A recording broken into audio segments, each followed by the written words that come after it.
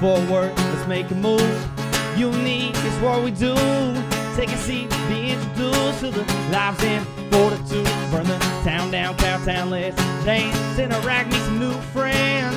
Go ahead, cancel all your plans for the stories you'll remember in FORTitude. Welcome back to FORTitude, everyone. J.W. Wilson, your host. Today's episode, conspiracy theories. And question mark. The gentleman to my left, you're right. A friend of mine, Keith Dalton. He is an environmental consultant with Aztec Environmental. Correct. Longtime friend of mine, but he has some thoughts on a few major subjects that we've all had thoughts about, and we're going to talk about these today.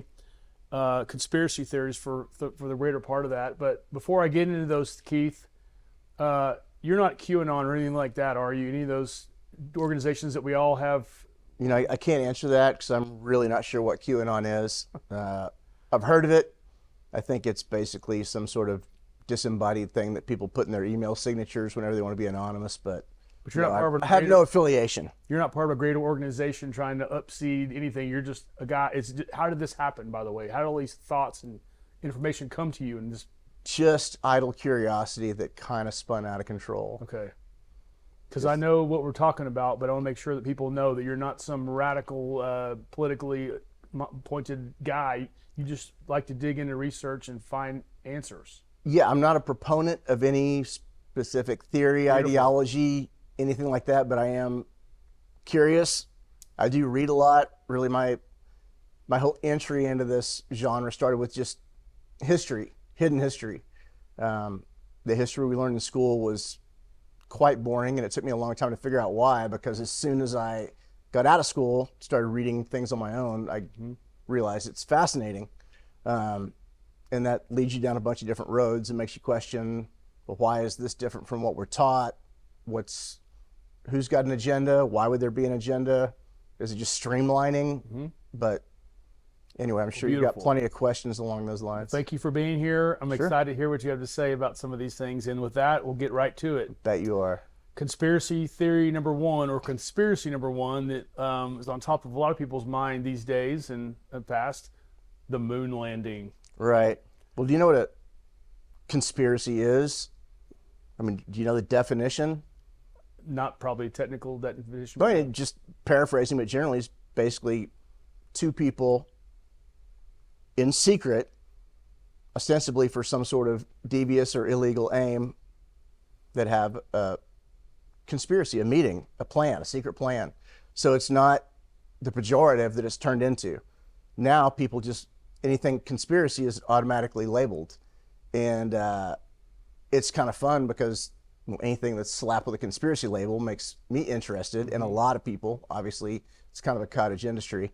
But the other people who aren't fascinated by it, it's kind of a way to just turn it off. That was the initial use of it. Wasn't created by the CIA, but they utilized it a lot at the beginning with the Kennedy assassination, where they'd slap a label that said, no, it's just a conspiracy theory. People would go, oh, well, CIA said it's conspiracy, or the government said it's conspiracy, and just turn it off. And honestly, that's the easy road. For sure. Just eat what you're fed. Yep. Don't look any further, and life's a lot simpler. Yep. So, good. All right. Conspiracy to me just means there's a difference of opinion somewhere. Let's look into the facts and see what side I sit on, or you look at the two people that are putting forth either side of it, and who do I believe more? Who has something to gain, who has something to lose? And let's be honest, some people are just nuts. And as we're about to hear, there's lots to gain in some of these topics we're about to cover. So it's all money. Yep. Let's get it's all money. Hit us with the moon landing, because knowing you, I've talked about this with you for off and on for a while. This is not the first conversation we've had. It is, but this moon landing thing has been a topic of discussion for many, many years, and people want to believe we went to the moon. I am one of those. I was a big Buzz and Neil Armstrong fan, and I saw what I saw. I watched the TV. I've seen the TV clips, the YouTubes. I've seen pictures. I want to believe that it happened. Why is it possible that it did not happen? Well, I have a little edge on you because I actually watched it live. Okay. I watched it happen. Okay. And honestly, I was not impressed. I slept through most of it. my mom says. I was 1 month old at the time, but I don't think that's any excuse. I just didn't find it riveting or really engaging. I think that the moon landing conspiracy is so fascinating because things that obviously we've never been back, right? Supposedly we went 4 or 5 times, the Apollo, and then we just kind of, you know what? It's the moon, it'll always be there. We're not going to go back for 40 or 50 years. So obviously that invites speculation as to why. That combined with the fact that all of a sudden we've decided we're going to go back and we're going to go to Mars, but we can't seem to launch a rocket that can't explode and then lands again. I think SpaceX finally did it. And all the highly implausible explanations about, yes, we went, we absolutely did, but we lost the technology. We just forgot how we did it. And that combined with the few images that were ever released, a little bit of film clips, combined with the ability we have now to analyze and dissect all of the aspects that I really don't think they could even imagine back in the 60s.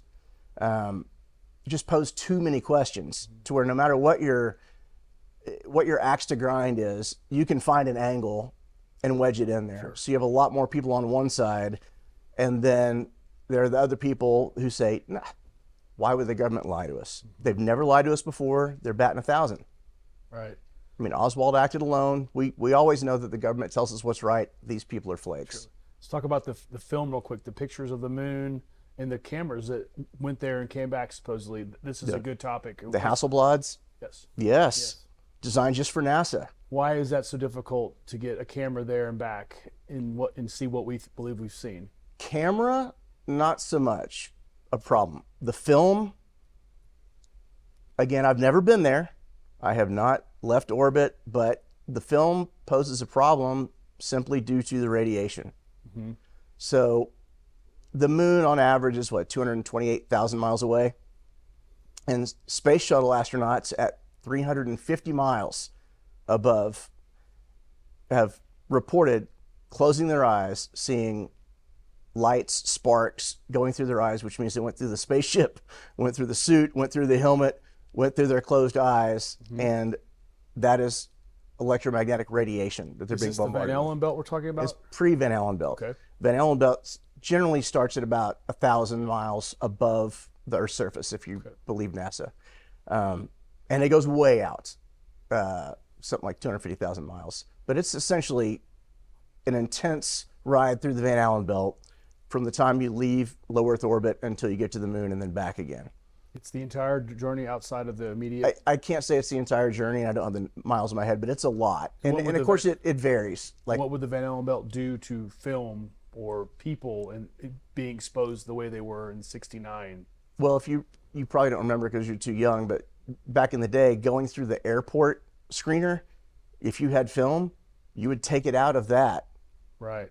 And hand it, and it would go around. So that was so damaging to film that it couldn't be risked going, through the airport detector. And these guys are going through, I can't even imagine how many milligauss compared to what you're allowed to go through on a daily basis at the airport. So either every single canister would have to be completely lead shrouded, lead lined, completely protected there and back, assuming that was sufficient. Sure. It's a lot to expect. And the body itself going through that would be exposed as well, which might harm them. Correct. Theoretically. Well, you would think, again, I'm not a doctor, but from everything I've read, you'd think that would manifest later. You're not going to probably die on the trip or anything like that, but higher incidence of cancer, higher incidence. But you got to figure there's only so many people who've supposedly been. 12. Pretty small sample size. Yeah, for sure. And these are the healthiest, most fit, most, the best of the best. We've all seen the Top Gun and Apollo 13. I mean, these guys were creme de la creme. But, Could it be they passed so quickly through the Van Allen belt there and back because they were traveling at an incredible speed, but like going through anything fast, short, quick burst wouldn't hurt you. But I would have to say it's possible, but I have no idea if that was measured, Right. or if so, how it was quantified. But the picture of the moon, theoretically shouldn't have been able to survive such a arduous adventure. I don't know that it wouldn't survive, but I would think you would definitely see artifacts. Right. And that leads you into the next thing where everyone asks, when you take all the pictures, where are the stars, where are this and that and the other? And NASA admits that they did some photoshopping to clean up the images, which, okay, again, you can take it both ways. If you have a real image, but it's got all these weird pock marks and things on it because of the damage from radiation or what have you, and they want to clear it up to show what's actually there, okay, that's plausible. Right. But on the conspiracy side, it's really easy to say, why would you give us a painting rather than what they actually saw on the moon? Before we talk about the video of the moon walk, there's moon rocks. We have moon rocks. We have equipment on the moon that I believe sits there to this day, the lunar rover, the parts of the lunar rover and some of those things. Aren't they still there and it's visible from Earth at some level? I have never been there, so I would love to go. But you get people that say they're there and people that say they're not. I mean, you just have to kind of evaluate the he said, she said, and some of those things where, an amateur astronomer says, yes, I can zoom in and see where the flag is. And then the other guy will say, no, your equipment doesn't do that, and it's not this and that and the other. I honestly don't know what to believe. I don't have the scientific knowledge. We have like not that. literally seen the moon flag from Earth through any telescope that we have. That's never happened. I don't know. I'm just saying people claim that they can or claim that they can see part of the rover. I haven't. Fair. And I don't have enough. But you've looked extensively, looked for such a fact, right? And you haven't been able to find such a thing. I wouldn't say extensively, Yeah. but in the course of researching other things, you find the rabbit holes. Right. And I haven't found anything that would convince me one way or the other. Okay, moon rocks. Don't we have moon rocks? Yeah, it was kind of funny. I mean, what was it, last year that the people in the Netherlands had theirs analyzed and it was petrified wood? Their moon rock was? Yeah, you didn't see that? I didn't see that. They were presented with a moon rock from the U.S. government, and they had it analyzed. I wish I had this, but and it turned out it's petrified wood. So either we're hoarding our moon rocks and don't want anyone else to share in the bounty, or are just handing out stuff and telling people that, yes, we brought this back for you from the moon. Before we do the moon walk again, people that have been there and come back. I think when you say again, you have to go like this. Again, people that have been there and come back, there was 12 souls that have visited the moon, according to history. These people, either they're the best liars in the world, or they went and they all the interviews they've ever given suggest that they went to the moon and came back. How do they keep this lie up, or how do they not break or crack before they die, or any of these things? How do they keep doing this their whole lives? Well, if you take the conspiracy side of it, then obviously they do it under duress. Either you play along with the program or something terrible will befall you or your family. There are also not a whole lot of people who make their living just doing the circuit, talking about, I went to the moon, publishing books, doing videos. Whereas there are a lot of people out there who did things that are far less impressive and try to make a career out of this type of thing. Right. So, that's kind of interesting. Obviously, there's the well-publicized run-ins with Buzz Aldrin, and he's had some really interesting things to say over the years. He punches the guy that confronts him. He punches the guy that confronts him, or he has that really interesting interaction with the little sixth-grade girl that asks him certain questions, and but I think all the guys are national heroes, whether it's just because they chose to toe the party line and do the patriotic thing, because really all of us stemmed out of, we're better than Russia. I mean, that was the deal. Kennedy said we're going to go prior to 59. The Russians already had things in space. They were that close to landing an unmanned rover on the moon. We weren't going to lose. Right. So the primary driver for the whole shebang, right, is to beat the Russians to the moon. To beat the Russians to the moon. Whether we win or not, we're going to make sure we win this. Because they'd already beaten us to space. They killed a monkey, they killed a dog, they killed an astronaut, but they were all up there. Right. Not a whole lot of doubt about that. And then it was that was the next milestone, the next frontier. Okay, the moonwalk, the famous moonwalk, Buzz jumping on the moon and Neil. How we've seen the movie, you and I saw it together, Fly Me to the Moon, where they had a studio, they set I up. think you and Andrew also watched Moonwalkers, didn't you? Probably so, yes. That was with Ron Perlman. So yes, they set up a real scene to have it filmed on the auspices that if it didn't make it, they had a moon. Is that what I'm supposed to believe? Why would they film a moon landing walk on Earth? We know that really happened, right? That really happened. What was the point of that? Well, I think the point of that is the same as any other major operation. I mean, if you're going to go in and get Osama bin Laden, what do? You build a mock-up as close to real life as you can of the entire operation. You run the drills over and over again, trying to familiarize the guys with exactly what they're going to face in the field. You do that with anything. Firemen train every day. They don't, burning. It's just part of, why wouldn't they? You're going to put a guy on the moon in 1/6 gravity. You want him to know exactly what it's going to feel like. How is his equipment going to react? So all of the film footage that people say, oh, well, this is fake, that's fake, this is fake, it all has a plausible reason to exist. In fact, it would be crazy to think it wouldn't exist. The gray area comes in what's shown to the American public is real, and some of that is clearly not real. So is it just because there was no quality footage, there was no practical way to deliver that signal home?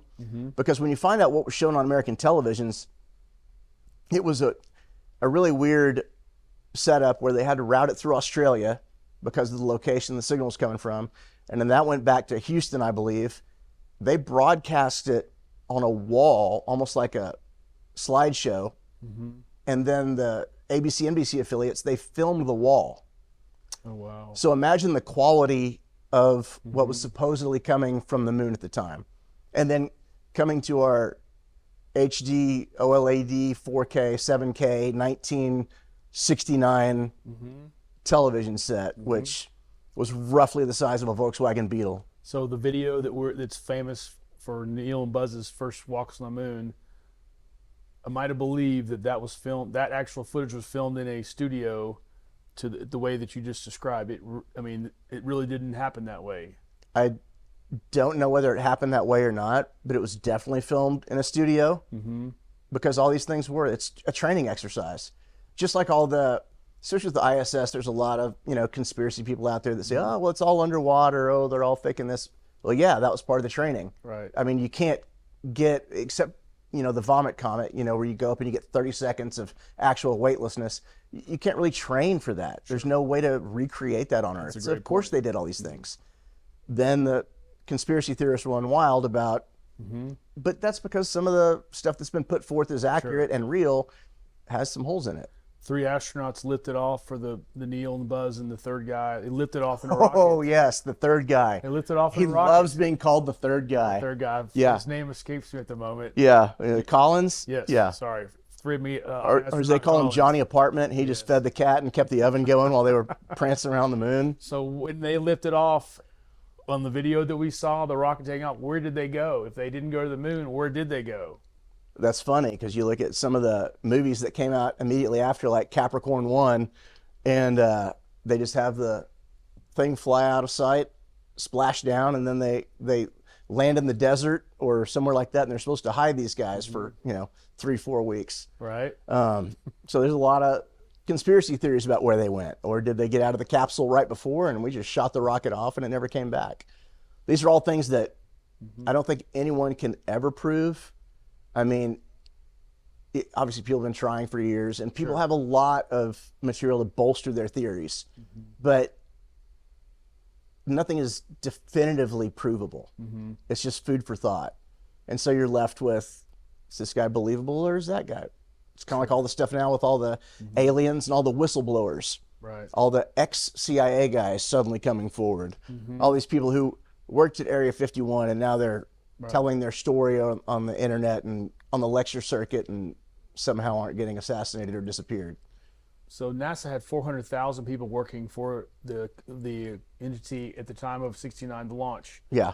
How does nobody, I mean, obviously not everybody's privy to what Buzz and Neil were doing intimately, but how does nobody or nothing ever come out just definitively proves that what we're talking about is true or not true? Well, obviously, of the 400,000 people, there's the 3 guys in the capsule. And what else do you need to pull off the fakery? A half dozen people, maybe? Because all of those 400,000, and when we say 400,000 people, that includes janitors, Sure. parking attendants. But there are a lot of scientists, obviously, but they're all looking at computer screens. And they've run simulation after simulation after simulation. So I don't see how you or I or anybody else who's just looking at numbers and oscillating signals on a screen, if it's being fed in or if it's actually happening, I don't know how we'd know the difference. Right.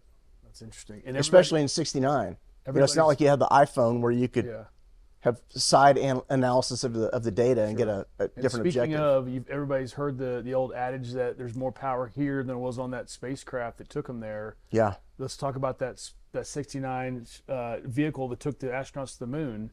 So rudimentary, and based on what we know now with technology and how simple things were then. Yeah. Is it just preposterous that a vehicle could do what it did there and back, given what we didn't know about and things of technology-wise? Personally, I think it's preposterous.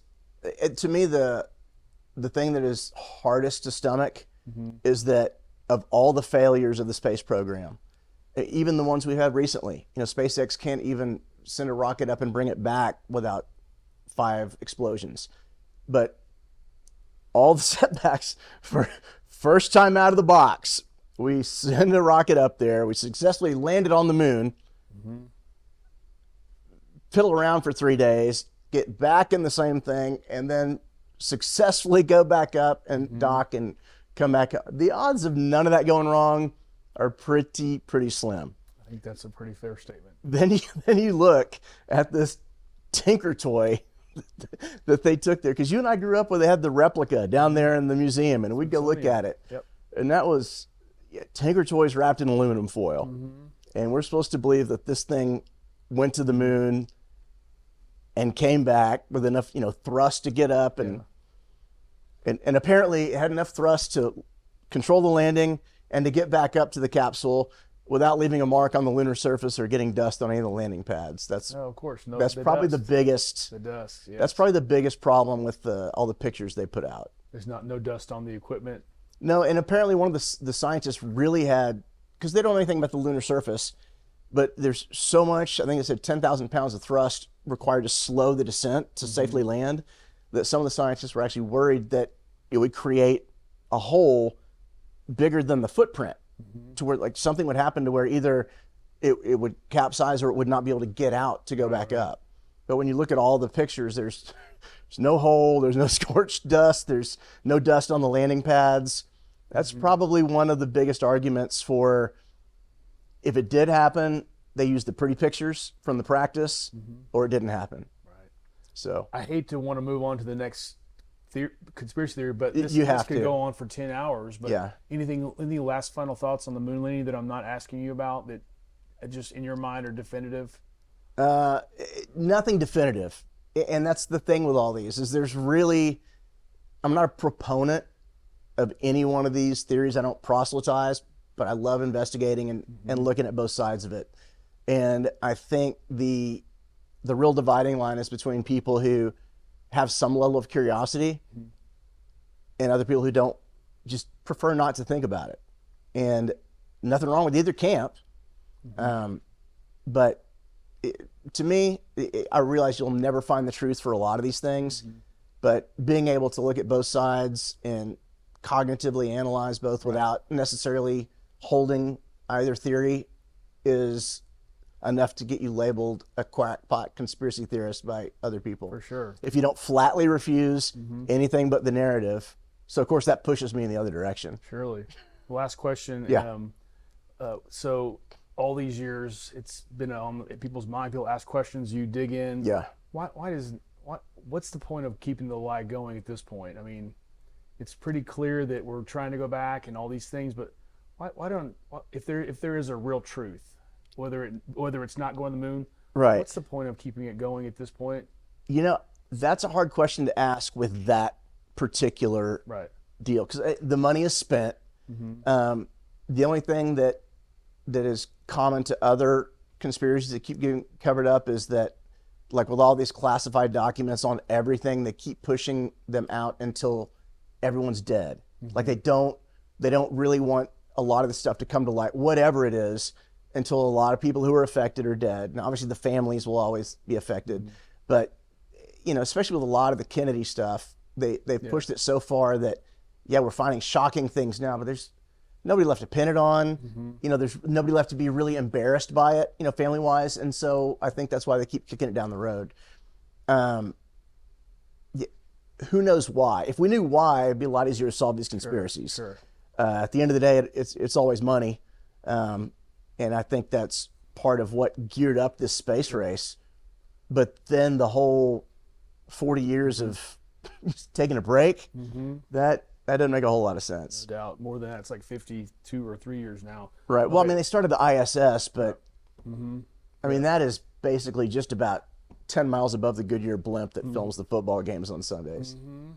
Indeed. It's not on the moon. This is my favorite topic of all these is the moon landing, so thank you for sharing. Yeah, I thought you were going to say the Goodyear blimp. No, not because that one. I've always wanted to go up in the Goodyear Oh, blimp. for sure. Who doesn't? Who doesn't? All right, moving along to the next big one. Now bring it. We'll make this one more brief because I think you get to the point quickly, but 9/11, as we all know it, was 9/11 an inside job?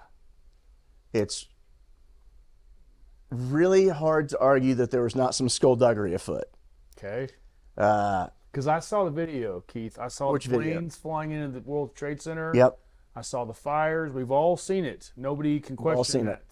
I don't suspect that's even the Pentagon. We've talked about the Pentagon, and we'll get there in a second, but we've all seen what we've seen.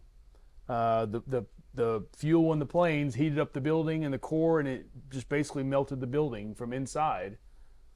Sound correct? Well, if you look at what the history of tall building fires are, those are the only 3 steel structure buildings that have ever collapsed due to fire. Okay. And there's an extensive history of skyscrapers burning for 6 hours, 8 hours, 36 hours on one in Philadelphia where they just, it was a lot of damage, but nothing melted, nothing collapsed. Right. You get physicists on both sides arguing, can jet fuel melt steel? And no, jet fuel's not hot enough to melt steel. Is that the fact? Well, Jet fuel can't melt steel? if you look just at the technical specifications, it does not burn hot enough to melt steel. Obviously, it does not burn hot enough to melt it instantaneously. And there's only a certain amount of jet fuel that you can carry on a plane.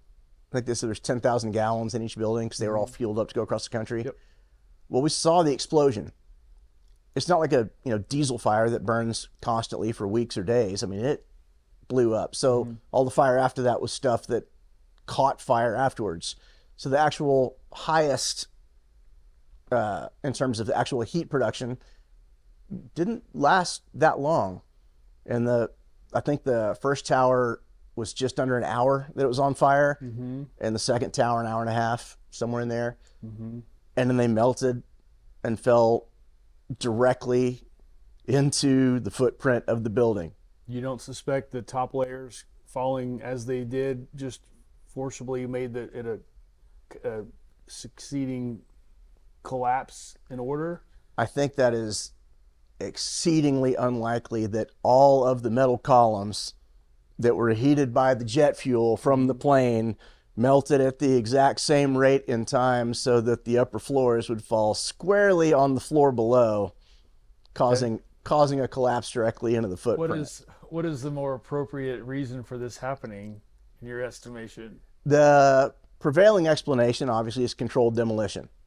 If you're looking at melting metal, you're going to get listing to one side or the other. Obviously, the plane did not hit exactly in the middle of the building and then spread exactly at the same rate throughout the entire floor, Fair. even if there was enough fuel and temperature to melt all the steel beams on those 2 or 3 floors. So the fact that all of that just instantaneously collapsed does not lend itself to logic. And there's twice, for that matter. Say again? And twice, for that matter. Twice in a row. And you've got, obviously, I mean, we all know you get an expert witness on one side, you get an expert witness on the other, and they get paid to argue. But there's, some 700 engineers that have signed the letter that say there's absolutely no way this happened according to the laws of physics. The NIST reports came out, National Institute of Science and Testing, came out, and in 110 pages they said there's no evidence of explosives used to bring down the buildings. They didn't offer any explanation as to how it actually did happen. But just said no. They didn't actually say that, okay, but this is how it happened, and this is how it happened twice in a row. Right. And things like that are just kind of okay. beggar expectations. Let's say that it was explosive. It was the demolition. Why? And I mean, what was behind all that? Well, obviously, there's always a financial incentive. People tend to forget what happened on September 10th, which was Rumsfeld press conference on a Monday, which never happens, telling the people that somehow, God darn it, we've lost $3.2 trillion and we just can't find it. But we're going to start an investigation tomorrow, and we've moved all these records over to the Pentagon, and we're going to dig into it and find out where this money went. So if that's true, and that part I know is the demolition had to be planned well in advance to put it in there. How are they putting demolition in a building with so many people, and doing that with, I mean, I guess human lives don't matter in some situations, fortunately, but yeah, you have to learn that to a certain level of people, human lives don't matter. We're just fodder. But there is I think it was September, November 2000 property condition assessment on the World Trade Centers. They were done right before Larry Silverstein bought them, and then subsequently 3 months before in July, I think it was, 3 months before the terrorist attack, decided, you know what, no, I do want the terrorism insurance. I'm going to take out the full insurance on these buildings. But the PCA recommended some enhancements to the steel beams on the elevator shafts. Mm-hmm. So there were crews in there. Turner Construction was on one of the floors of the building, and they did a lot of enhancements to the structure of the elevator shafts, just as maintenance that was recommended in the PCA. And I believe they also did work on the fireproofing on the floors where, coincidentally, the planes hit. Interesting.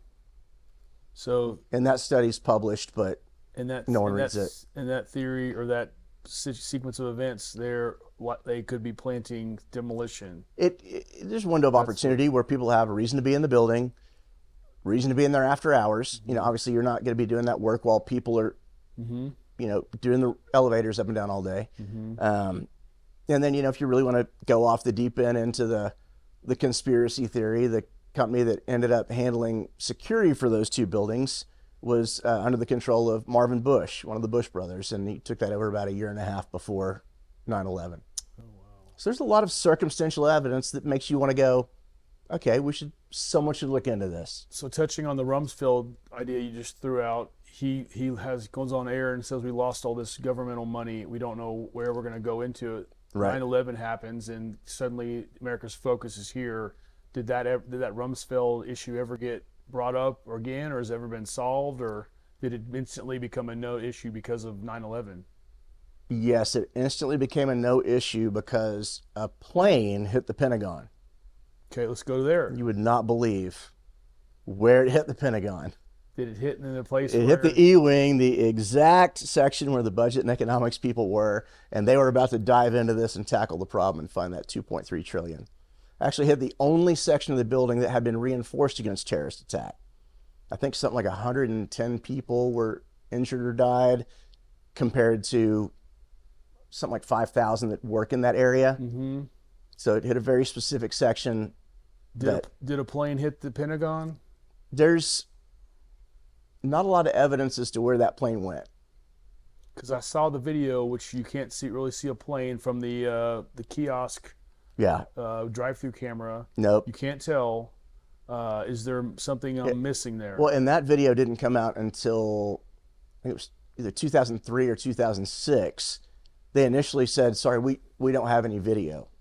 I mean, it's the Pentagon. Why would you have security cameras?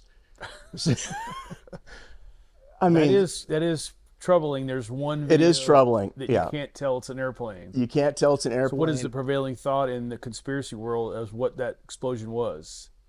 Well, the easiest explanation is a missile, because the photos that you do get of the holes, like when they show you the picture of the Trade Center, wow, I mean, you can see that airplane went right through the building.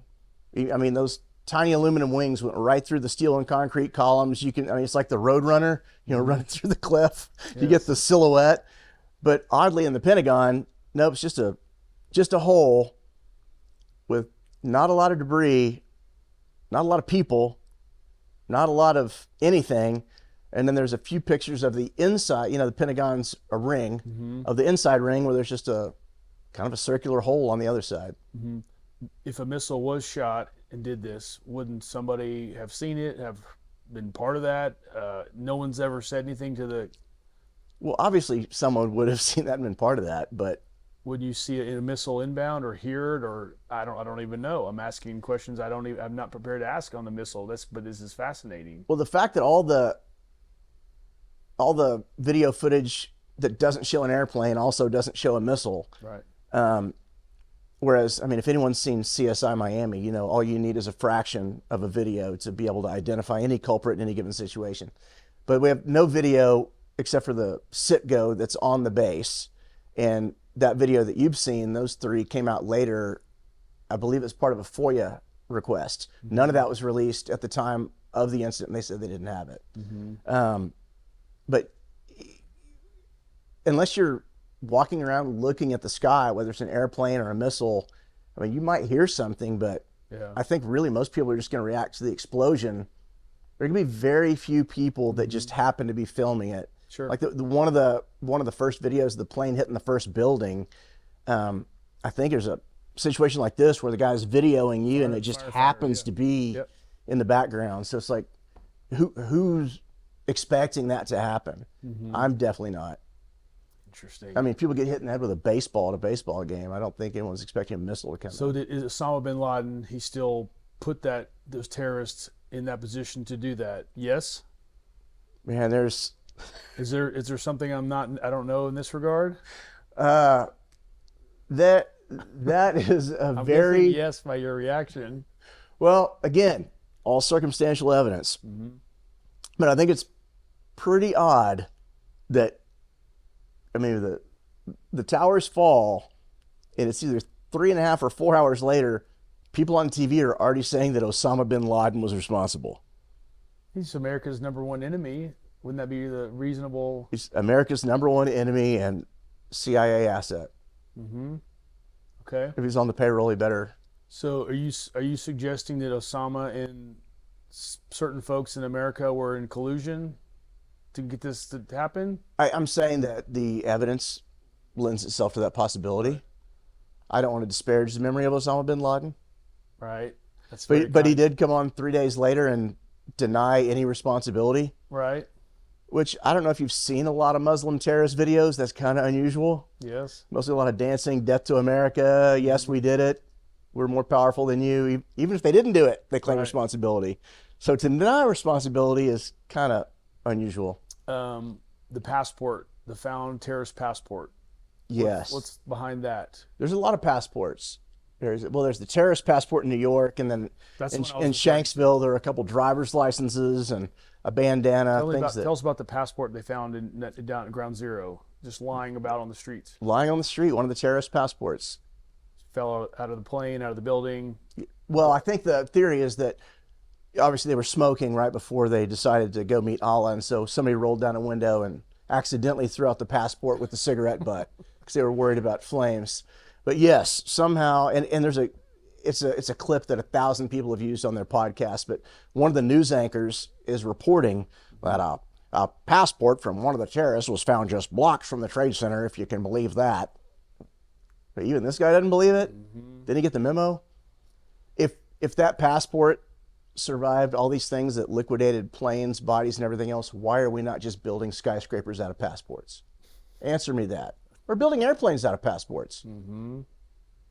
Okay, Keith, who's to blame in your mind? Is it Rumsfeld and his people? Is it the U.S. government? Is it all the above?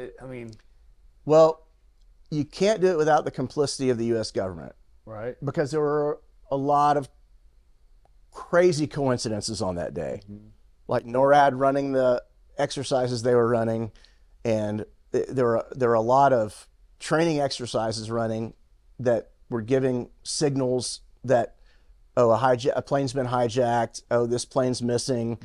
We're not scrambling jets to meet anything.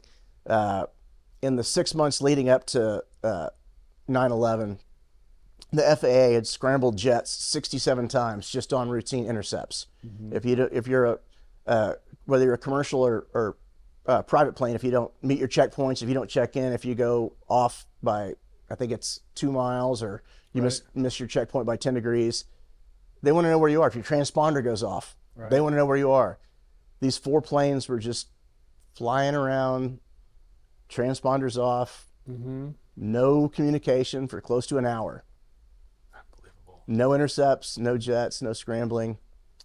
I'm not a military guy, but that sounds unusual based on the preceding 67 incidents in the previous 6 months. The last question, we'll move on. Why, if any of this is true, and it seems extremely plausible based on some of the things you've said, some things people have read and I've read, why do they have to destroy so many lives and so much chaos to achieve something? And I guess I'm answering my own question, but You are. why do they have to go to such lengths to cover up such things to deal with money? But It's not just to cover it up, it's to start it. And you go back to the PNAC report before that says we need to rebuild America's defenses, but there's a certain laxity in the American populace in terms of, we don't have a Cold War enemy anymore. We don't have any common targets. So in order to rebuild the defenses, and I believe the PNAC report is called Rebuilding America's Defenses. It's going to take, quote, a Pearl Harbor type incident to engage it. The other recommendations include being able to fight not a world war, but 2 major wars on 2 separate fronts at the same time. oh, wow. And all this comes out, a little more than a year before the 9/11 incident. Right. And going back to Eisenhower, he warned us because he knew the history of Pearl Harbor and why we got drawn into it that way. But anytime we get a little bit of stagnation or in any kind of homegrown issues where you have unrest, then all of a sudden we have another war to engage in, and I get some machine going again. All right. Next topic. This is a good one too. All right. Our educational system, schooling, as you and I and every person watching this in America could tell you, we go to school, we learn, we take tests, we take standardized tests. Take a lot of standardized tests. A lot of standardized tests to achieve a degree, maybe college degree, to learn, to go do off, make money, and have a life. Yeah. Why is this not necessarily a good thing, or maybe there's some under dealings in this situation? The education system is designed to do exactly what you said. Get you through, teach you to take the tests, teach you to find your slot in the machine, and have your life working for whatever giant corporation that you've decided to contribute your life and your wherewithal to. The change in the economy over the past, I'm going to say 10 years, might be a little longer than that, where we've gone from having giant corporations provide most of the jobs and the security, has changed that up a bit. There are a lot more paths to find your way. I mean, a lot of people, you can believe, they're making money off doing podcasts. I mean, ridiculous. I don't know what you're talking about. Sit in a chair and talk to people, and people pay you to pimp their spring water. It's crazy. But this was unimaginable 20 years ago, right? You wanted to go through the machine, get your job, as an engineer at Ford, or and later a programmer at Microsoft, or whatever slot that was already preordained. And this goes way back to the turn of the century, when your titans of industry, your Rockefellers, your Carnegies, Henry Ford, they wanted people that were programmed and ready to fill these specific slots. And so they built the education system not to educate, but to create the ideal worker for their empires. Who built it? These larger than life businessmen? Yep. Rockefeller started it. They were behind the educational system. 100%. And this is all the. It goes back to Horace Mann, who was put in charge of developing the education system for Massachusetts. And this is late 19th century. But education wasn't compulsory. You had farm kids, you had whatever kids. But if your community wanted a school, you built a school and you hired a teacher or teachers, and it was paid for by the people and voluntary, really. I want my kids to learn this. We need this need addressed or not. Right. Kid, if you can drive a horse, that's fine. That's all we need. So Massachusetts decided they wanted some sort of a public education program, and at that time there's no concept of free public education. And anytime you get something free, there's always a string that comes with it. That's a good point. I mean, there are no free lunches. I know our system in this country oft beat down because of its lack of value compared to other countries that have a better educational system. We realize we're way behind the educational curve as far as the world's concerned. Any particular reason why that's happening versus like Japanese school system is considered far superior to ours? Are they in the same trap we are? Just they've pushed the limits harder. Why are they better than us? If we're doing this thing to create these robotic type people, why are other countries doing it the same way potentially, but doing it better? I don't know that they're doing it the same way. I cannot speak to any of the Asian education systems. Don't know anything. I've looked a little into the history of how we got where we are. And it was based on, I was talking about Horace Mann, and he traveled all over Europe. He's like, well, I want to look at how these education systems work and take the best of what's out there and bring it back to the United States. And they all decided that the Prussian model was the best. And the Prussian model evolved. Prussia was the mightiest army in Europe. They, the pictures of the Prussian Empire, it's Germany, the Netherlands, Belgium, into Poland. And they basically just dominated that portion of Europe, and they were expanding until Napoleon came along. And then 1806, they lost Berlin. Napoleon took it, and their response was, well, how can he possibly have better trained soldiers than we did? And they broke it down and tried to analyze the situation and came up with the system of education basically to breed good soldiers. I mean, that was it. It was like, you're going to learn to follow commands unthinkingly, do what you're taught, do exactly what you're taught, and do it very well. The whole fundamental reason being, we're going to rebuild our army even better. We're not going to make this mistake and lose again.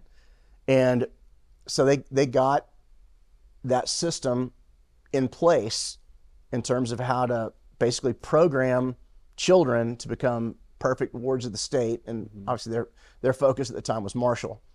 What they didn't do was create a standard curriculum, but the whole purpose was, don't think, we're going to give you an answer, you spit it back, you do it quickly, and it's very regimented and it goes all the way through. One of the problems they ran into was when they conquered Poland, obviously people hate the conquerors, and they realized, okay, well, the adults, we're never going to win them over and make this peaceable. There's always going to be some, but the kids, we can kind of program the kids a little bit, and that's where the whole history is written by the victors. They said, we're going to instill this school system in Poland. We're going to make the kids go to school. It's compulsory, free, but compulsory. And we're going to teach them the history we want them to know. So that softened the attitude towards Prussia over less than a generation and made them a lot more manageable. Other than the history, they didn't really standardize the curriculum, and neither did Horace Mann in Massachusetts, because he kind of brought that system back whole. And when Rockefeller was looking for a way to take some kind of action nationwide in terms of creating the workforce that he wanted, that was his first stop. And so he basically took that idea, gave, I think it was 10 million, then later 180 million to found the General Education Board in 1902. And then later that was absorbed into the Rockefeller Foundation.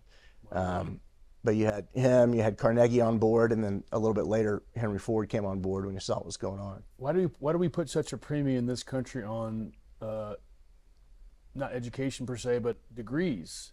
Because if you get a degree from high school and you do well, you go to a better college, get a degree there from a good college. You put such a premium on these things, you can get a better job, more money. Why if this is such a, I don't know the right word for this, Keith, but if what we're doing is not necessarily for the betterment of the individuals, more for the betterment of the cogs in the machine, why is there such a premium on, building these educational systems and degrees and making people want to achieve more? If you the smarter you are, the more degrees you have, the more money you can make theoretically, And the more money you owe. the more money you owe. I mean, is it that simple? In the 50s is when they started taking a look, and when I say they, Rockefeller, endowed the University of Chicago and started a higher degree program following along the same principles that they had implemented throughout the country. And that was the first time that he really focused on higher education, because you don't, if you're working for Ford, you don't need a higher degree to go, work the rivet machine or whatever they did. But as all those industries evolved, you need people, a management class per se. And then also you need some people who have, maybe they're not the freewheeling thinkers, but they have some kind of specialized knowledge to advance those industries or modify them. So it's not just the army of drones that they wanted at the beginning, which is what they needed. I mean, they had capacity and didn't have enough people to fill it. You needed just enough knowledge to do your job. And then as more and more people started to go to college, or wanting to go to college, affording it became a problem. And then we've seen over the last 40 years, the difference between the rise in tuition and just the standard cost of living is just astronomical, the difference. Well, when people wanted to go to college and they couldn't necessarily afford it, the government said, well, we need these workers. If you want to go to college, we're going to give you a low interest loan and we will help you finance that. Once you get a job, you can pay it back. It didn't take long. I think it was less than a decade, and all of a sudden the government had $100 billion in these outstanding loans, which, I mean, you're not even supposed to make a payment till you're at least 4 years, probably. I forget what they start with, like 5 years out of college. So it's not on that level a money-making venture, but they have this block of, hey, we're owed $100 billion. Well, what do? They go to their banker friends. They do a little, commercialization back and forth, and bankers take the debt off their hands, collect it for a fee, but the U.S. government was still guaranteeing something like up to 90% if the student didn't pay it back. There was really a no-lose proposition for the bankers. And so now the colleges are faced with X number of people can now afford tuition. Right. So you raise tuition, so you get more loans. So all of a sudden you've got this whole, forget what the initial education portion was, you've got a whole financial scheme going on the side. And that continues to this day. I mean, you look at the endowments. I think the last thing I looked at, and this is a bit outdated, but just the Harvard endowment, if they just took the money in the endowment, they could pay all the tuition for all of the Harvard students, which are not that many, for 120 years. So, okay, we've got a lot of money. That's, for someone whose goal is education, I think there's a little something else going on there. Makes sense. It's almost like it's a profit game. And you almost, yeah, I can see that. But for a nonprofit organization, Right. so no taxes. In your opinion, what's a better way to educate people versus what we do now? Is there a better way?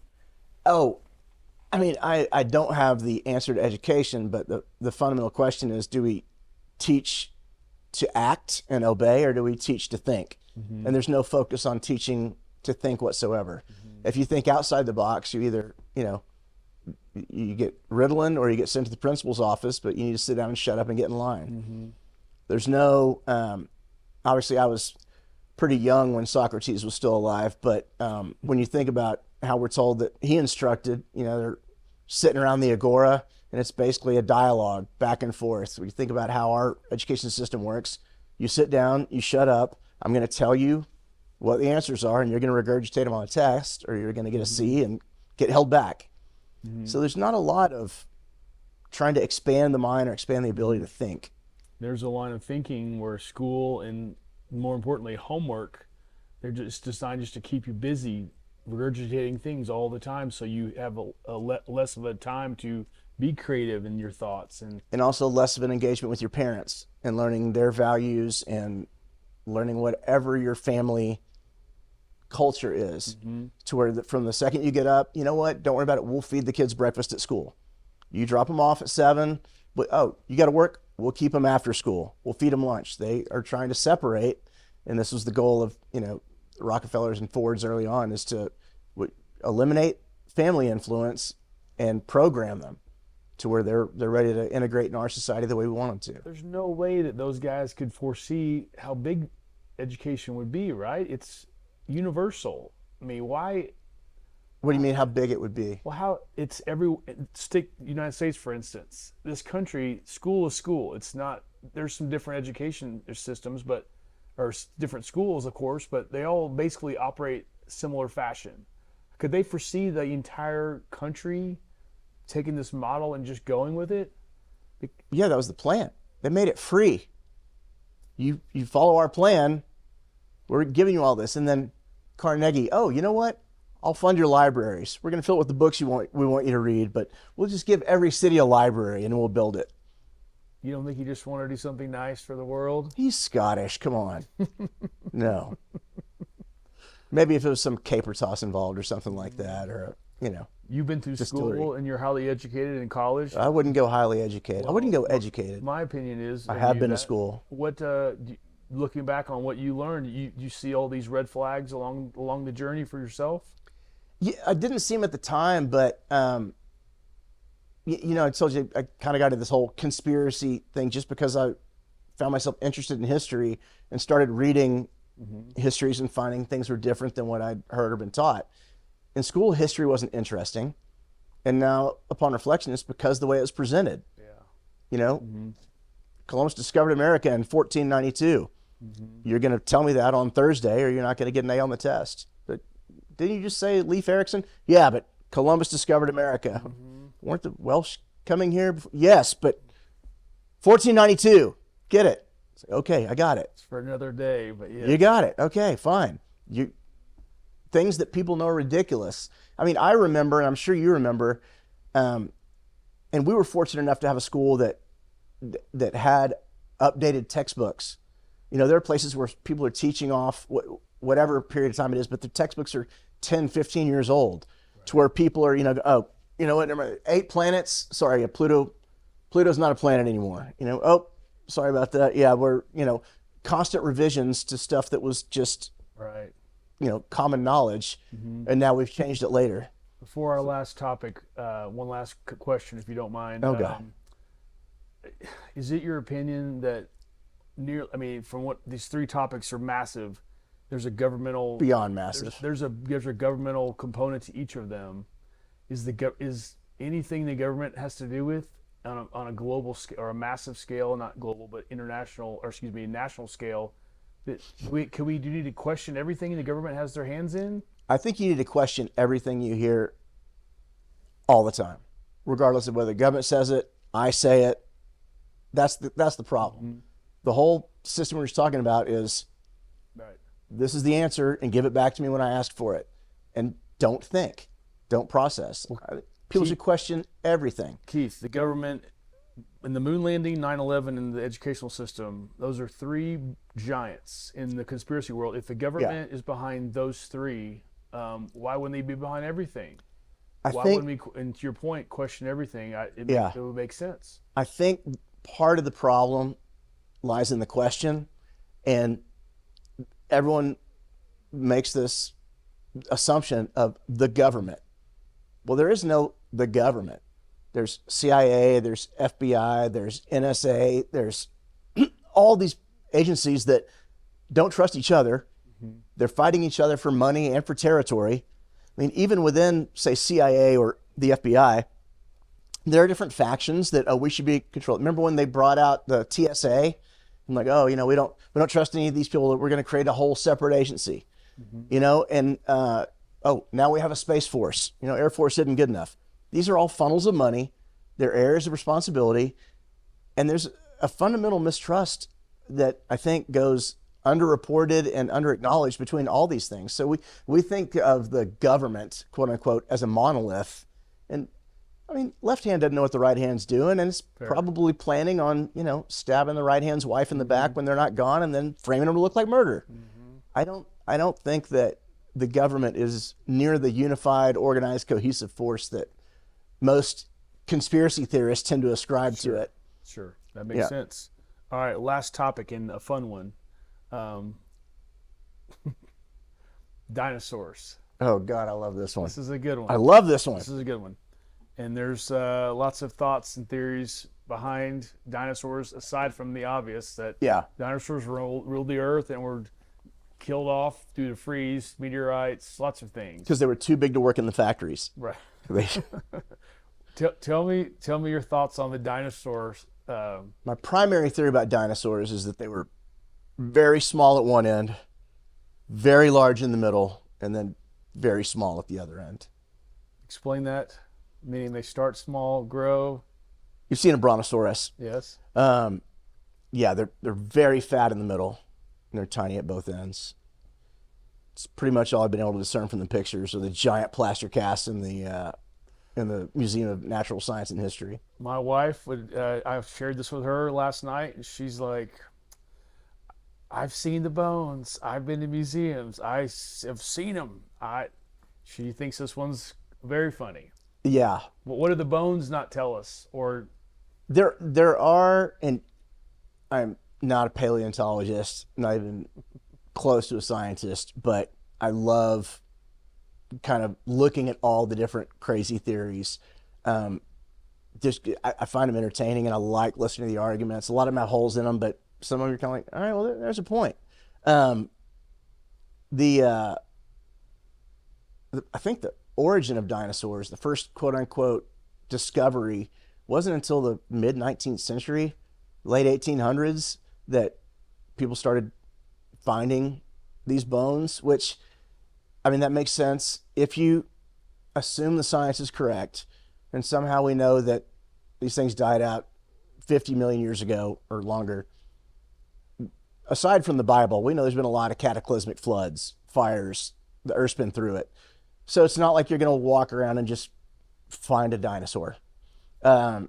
Maybe you get lucky like they do in Siberia and you find a flash frozen woolly mammoth that's literally intact with undigested food in its gullet. But that's the exception, not the rule. So it's not unusual that people in ancient history didn't have some great concept of these giant bones they found, because you kind of got to go looking. But that being said, the initial findings were a bone here, a fragment there, and from there people constructed, artist's rendition, I think is the usual disclaimer, of what it might have been or what it must have been. I think now we've found a lot more intact skeletons that we can be pretty certain that dinosaurs existed, whether we trust the dating and all the presuppositions that go with it. Let's face it, there's a lot of assumptions. Most of the people who are alive when dinosaurs were around are dead now. So very few firsthand accounts. So at some point you have to kind of take general consensus and go from there. But you've got the crazy factions on each end. One of the most entertaining, just from listening to them, are people who say that they're the bones, they're giant bones, but they are the Nephilim from the Bible, and that the whole dinosaur thing was made up to cover up the biblical documentation of the existence of giants on the earth. Another one that's, kind of semi-plausible is, well, how do we know that these aren't the quote-unquote dragons? And the compelling thing about that, aside from whatever they tell us about the skeletons, is that dragons are kind of near universal. Every culture across the world, they have flying lizards, dragons. You tell me what Beijing, China, and Clonmouth whales have in common, but they both have tales of dragons that go back millennia. That's odd to me. So either those things all come from a common source that predates both of those, or they all had the exact same fanciful creation that they used to, scare kids with, protect pots of gold, whatever. I forget what dragons do. But even if you look at the Mesoamerican and South American cultures, it's the Quetzalcoatl and the flying serpent. Well, it's a flying serpent. So, although I don't necessarily think we're finding dragon bones, I get the origin of that conspiracy, and I think that's kind of the fundamentals behind why they think that, of the ubiquity of dragons all over the globe. That's interesting to me. The paleontologists, which there's a lot of them, would all probably disagree with what you're saying. Yes. Yeah, no one wants to be a paleontologist after Friends. I mean, Ross was just such a twit. So I think paleontology has really suffered as a discipline. Right. You get a lot of C students in paleontology now, or people who just want to travel on the government's dime. Right. Yeah. But you mentioned giants. Tell us something about giants, please. Man, that's one that I really need to get into, because there are. Leave the biblical accounts aside, because I think we all know that there's some things people say that absolutely happened, but there's a lot of symbolism, and leave that to open interpretation. But just in the United States, if you go back through old newspaper clippings, there are dozens, if not hundreds, of accounts of people finding giant skeletons. Human skeletons? Human skeletons. And they range from like 6'6" to 9 to 10 feet tall. Now, 6'6" is really not what we would call a giant. And, 6'6" for a skeleton, really not that tall. When you think about it, what are you, 6'4"? 6'3", but yeah. Well, when you're lying down and you're dead and you have no connective tissue, I mean, you're going to be 6'6", 6'7". I mean, that's not that big a deal. But 8, 9, 10 feet, that's a big deal. There's actually records of this? Yeah, there are dozens of newspaper accounts. I'm going to say hundreds, but they're getting harder and harder to find. Right. But they're all like microfiche of newspaper articles talking about this. And supposedly the Smithsonian, whenever they hear about it, they would come in, swoop up the skeleton to take it back for testing, and then they always just disappear somewhere. Some of them are associated with all the mounds that are burial mounds that are up and down the Mississippi through Central America, but not all of them. Obviously, a lot of them are found in the desert. Like you find anything else that's preserved, there's no weather. Why are we not hearing more about this topic of giants? I mean, I feel like I've heard it from you, but why is this not a bigger conspiracy theory? Yeah, I don't know, because to me that's one of the more fascinating and probably easier to prove or disprove. When you look at a lot of what we call Native American tribes, which we lump them all in, you got the Comanches that are 4'11", 5'2", and then you've got the Susquehanna Valley up in New York, where the Indians were routinely 6'6" or 7 feet. And then there's another tribe down in Florida that were much taller than your average white European explorer, and also had a distinctly Moorish expression and mode of dress. They weren't wearing feathers, they were wearing scarves. And so there's a whole lot about our initial quote-unquote American anthropology that we're not told.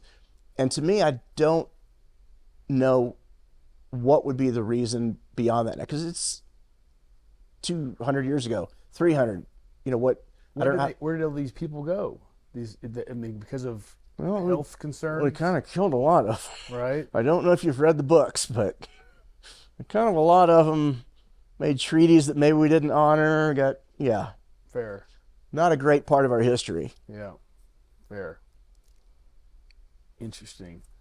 Well, Keith, this has been a fun hour. Yeah, it's been like a lot of hours we spent before. We'll come back and do this again. Maybe we'll talk a little flat Earth and some other good stuff. Oh man, there we go.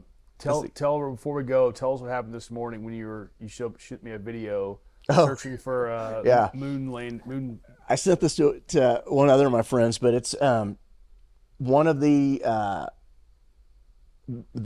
moon landing hoax documentaries, and this is kind of one of the first guys that really put together an actual movie, not just a bunch of still shots and things like that, but he put a documentary.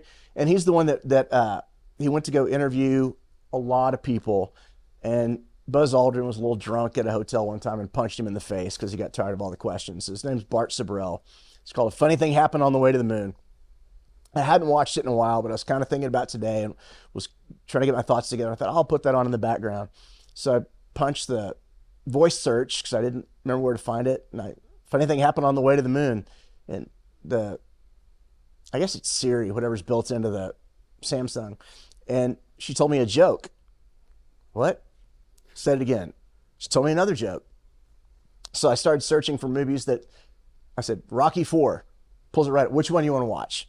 And then I said, I forget something else, but a longer sentence. I think it was The Unbearable Lightness of Being or something that, nope, right there. I got Another conspiracy. five options I can watch that movie. And so I'm like, this is really odd. So I tried it again. Nope. Every time I said a funny thing happened on the way to the moon, it told me a joke. Like I said, tell me something funny. So I searched there's an old movie with Dom DeLuise called A Funny Thing Happened on the Way to the Forum. It's an old parody of Roman times. I said that. 3 options. Where do you want to watch it? Asked for Funny Thing Happened on the Way on the Moon. Nope. Not coming up. Told me another joke. Right after that, I said, there's a movie called Funny Girl, I think, came back. I said, okay, I want to watch Funny Girl. Psst, which one do you want to watch? I was just like, okay, the dead internet, the shadow banning, all this stuff is real. How is this possible that a funny thing happened on the way to the forum and a funny thing happened on the way to the moon? 1 word difference, and it acts like that movie does not exist anywhere on the planet. That is damn interesting. I thought, and so I backed up and retyped it. Nope, wouldn't bring it up. Crazy. That is crazy. So Keith Dalton, thank you for the time today. If anything, you've given us so much information to make people want to ask more questions. And I haven't given information. you've given us thoughts. This is not my More information. questions. This is my partially digested That is research. the beauty of this. So thank you. This has been fascinating. I love this side of you, and it really drives a person to want to know more. Makes you think. It does. And So tell Andrea I got it all off the QAnon website. I won't do that. So thank you, Keith Dalton. All right. That's been another episode of FORTitude. Thanks for joining. Let's make a move. Unique is what we do. Take a seat, be introduced to the lives in FORTitude. Burn the town down, Cowtown, let's dance, interact, meet some new friends. Go ahead, cancel all your plans for the stories you'll remember in FORTitude.